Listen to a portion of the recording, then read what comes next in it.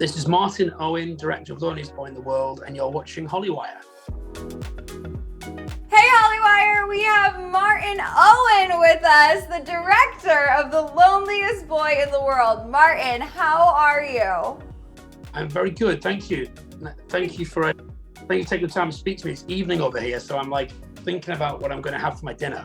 Oh my goodness, hey, thank you for taking time before dinner. I know it's a whole time change.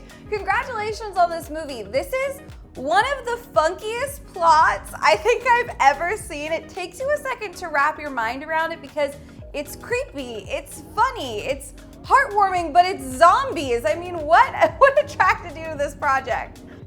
I think all of the above. I think, I read it and just loved the screenplay. I thought it was fantastic.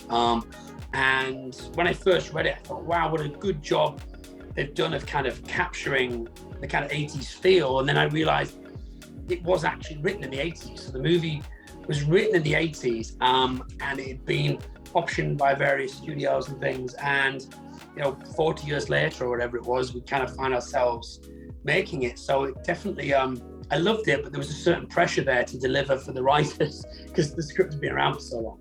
Wow, I mean, it was really a long time coming, and I feel like we're so lucky that this movie was made now in a way, because just the costuming, the way it's shot, the characters, everything, you can really feel so immersed in their world. What was it like setting the tone on the set between the actors? Because you guys had to be spooky, but also you have a lot of great comedic moments.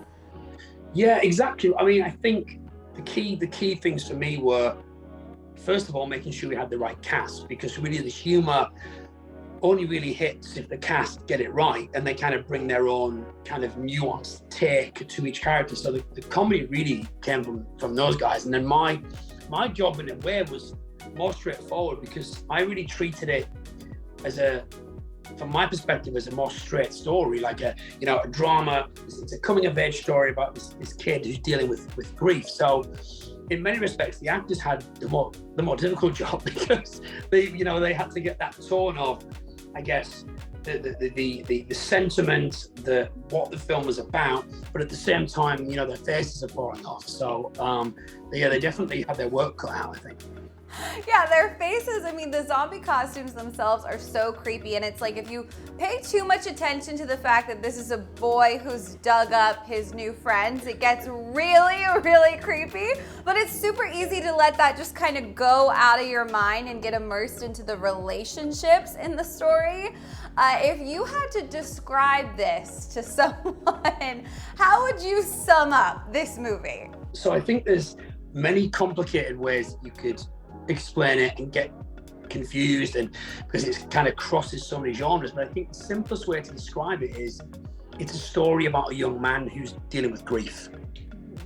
That is what is at the core of the film, and everything else that surrounds it is kind of the packaging, so to speak. But at its core, it's a story about a young man who's dealing with the loss of his mother and trying to find his place in the world. And he goes on quite a journey. I mean, if you take away the humor and the spooky parts and the zombies, I mean, you really can learn a bit of a lesson from this film too.